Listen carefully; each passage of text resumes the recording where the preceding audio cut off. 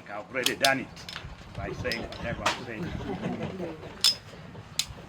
Let me take this opportunity on a more serious note to welcome you, very eminent people from Lira University. I must say this is really one of the first few days that I'm interacting with all of you. I've done it once in a while with a few of you. Your visit here is very specific. And I must take this opportunity to thank my namesake. I had another namesake there. I think this name Ogwal seemed to be almost everywhere. So I would like to first of all thank him very much for accepting to come here. This is something that we just started discussing not so long ago. He picked a lot of interest in it. And I said, wow, this is a great opportunity for me to interact with this team from the famous Lira University. My name is Ogwal Oyee Fredrick. I think you need to know me a little bit more. I'm a former staff of the United Nations. I retired in 2016 after working for the different UN families for 30 years. Which took me to about 8 countries in Asia, in Africa, and in the Middle East. I came back here and I decided to do what I've seen in other places, which I thought some of those things that I saw could make a difference in our lives. Essentially, I picked 2 things that I thought would make a difference in the lives of our people here. The first one, I picked bananas, this matoke that you are seeing here. And how did this happen?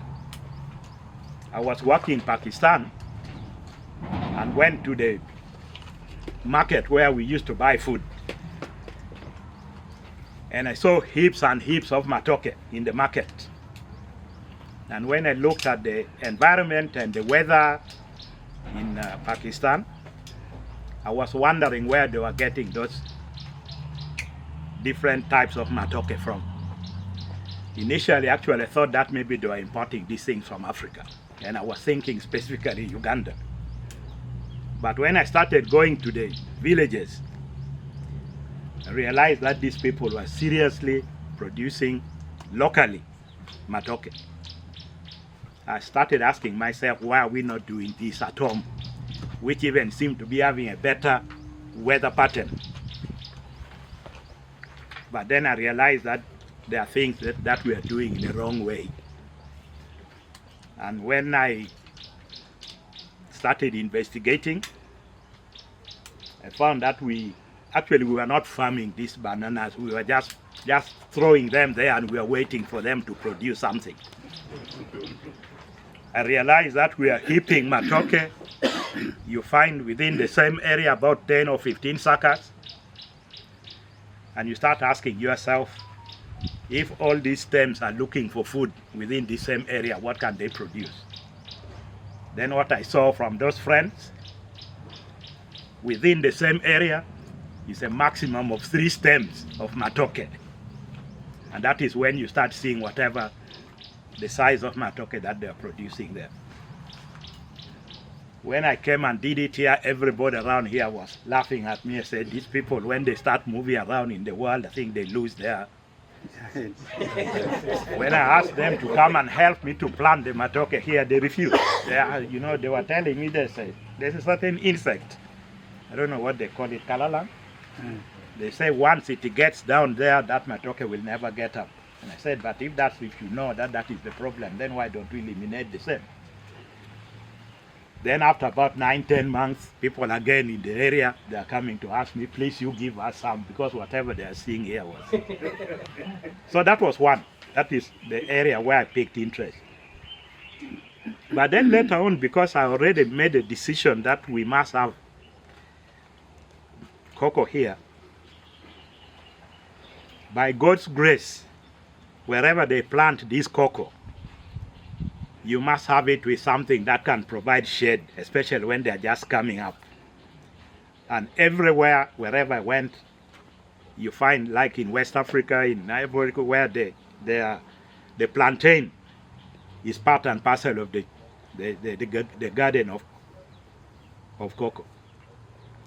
So ours here became very, very unique in the sense that the matoke was already there. So when we planted the cocoa, they just came up. This was June 2021.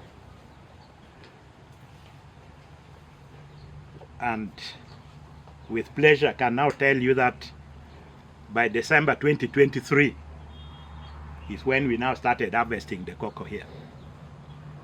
And it is big money, I must tell you.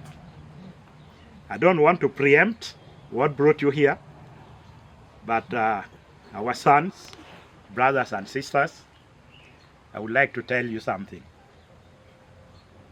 I think it is very easy for us to be fairly financially well off if we want.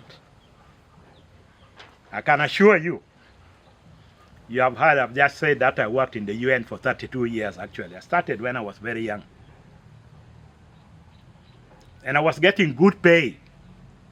Good. Relatively, comparatively. But that money never made me anything that I wanted to be. Because salaries will never pick you from poverty. Salary. If you get rich from salary, you have to tell me. But I can tell you, if I wish I started this thing when I was still maybe 5-6 years before I retired. Probably you will be making special requests to come and see me. You have to write something. But now, we are now here. But I want you, the team here, if God still help us to be together,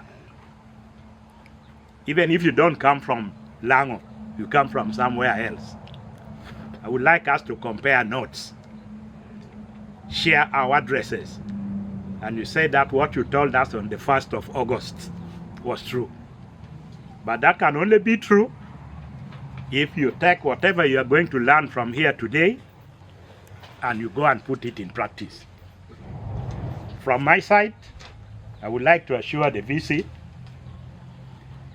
that I want us to work with Lira University and make it a university of cocoa. If your planting season is going to be April next year, which is something that we are going to propose now, by the end or towards the last quarter of 2027, I think you will be telling me how much money you are making from cocoa. That I'm sure. So that is from the university side. But how about you, from your own personal side? What are you going to do about it following your visit here today? So let us postpone that discussion when we come back from the field visit. Then I think we can come to some agreement on some issues. But I would like to welcome you again here. Please take this as home. And if there's anything you want to ask, anything that you want to know, feel free that you get it from here before you leave. So, Sir Sivi, VC, I'm very grateful. Thank you so much.